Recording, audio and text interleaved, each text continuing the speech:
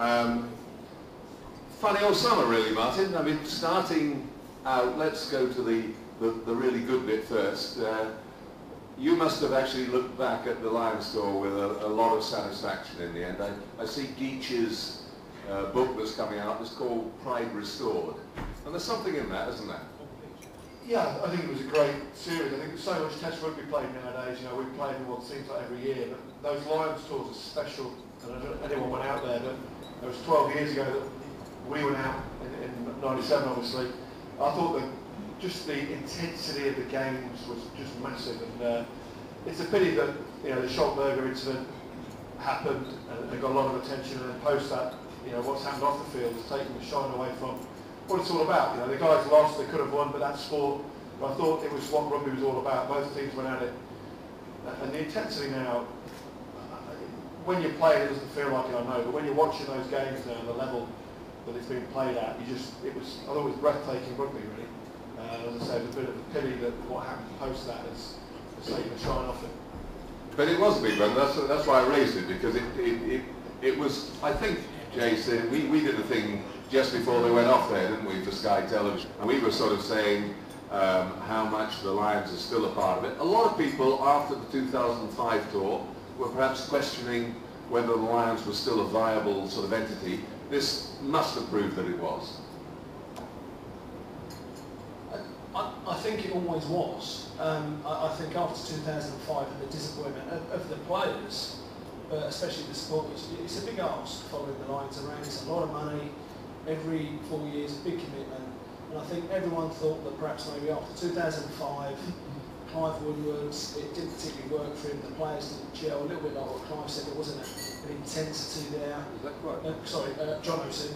Not particularly.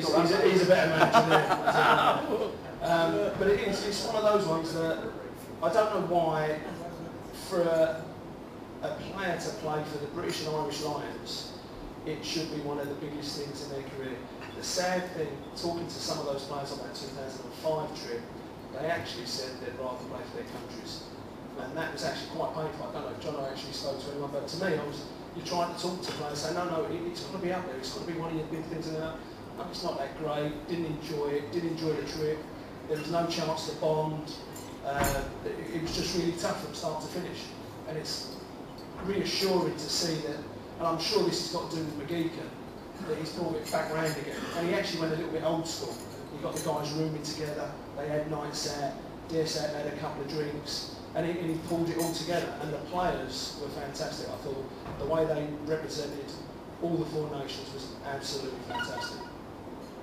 Now, John, I think the other thing is that we've now finished the Tri-Nations, and that sort of Lions performance in a lot of ways put it in perspective, because they came very close to beating South Africa, who you could almost say have robbed the Tri-Nations. Yeah, I mean, they've beaten New Zealand 3 times. No one's touched them in South Africa. They only lost 1 game to Australia when they were a little bit flat. So yeah, I mean, they're the top dogs in the world at the moment. They're doing their kicking game is so accurate. They put you under a huge amount of pressure. So it's what ifs, isn't it? You know, that second test. That's what it's all about. And you want to be on the right side of it, and unfortunately the Lions weren't. You know, Ronan did what he did, and you have to live with it. You sound like you've been studying this a bit. Does this something to do with the new job? Do you have to do a bit of this, sort of looking at opposition and getting involved now? It's just a little bit, yeah. I mean, we haven't got South Africa this year, we've got Australia and New Zealand and Argentina, so I think Jason's right, you know, talking about rugby now. We're talking with the guys in my group about the science that goes into it. You know, these guys in the train all got GPS monitors on now, and you know exactly how many metres they've run. That's all a little bit of a part of it, but the big thing is still you know, the biggest thing about rugby is still you get a bunch of guys together who want to play together. You go out, whatever you call it, bonding, enjoying being out there, doing it for each other. Because whatever shirt you put on, whether it's the Lions, whether it's England or your club shirt, you're doing it for your mates basically. And you played as well when you know in 71. You're doing it for your mates. When it's down there, it's nasty and it's tough. You've got to pull it out for your mates. You're not pulling it out for the manager or whatever. You know, it's that gets you through, not science. So Rugby's changed a hell of a lot, but it's still exactly the same. So How many kilometres did you run in the game, Jess? I know for a fact at the end of my career with Clive, because we had a very fancy warm-up before games at Twickenham. And it is quite a lot of running, quite a lot of drills, and you come in quickly and get changed, and then you go back out on the field for the national anthem to play the game. And I was actually pretty honest with Clive. I'm 35 years of age, just before the World Cup. I said, look, I can do the warm-up, or I can do the game.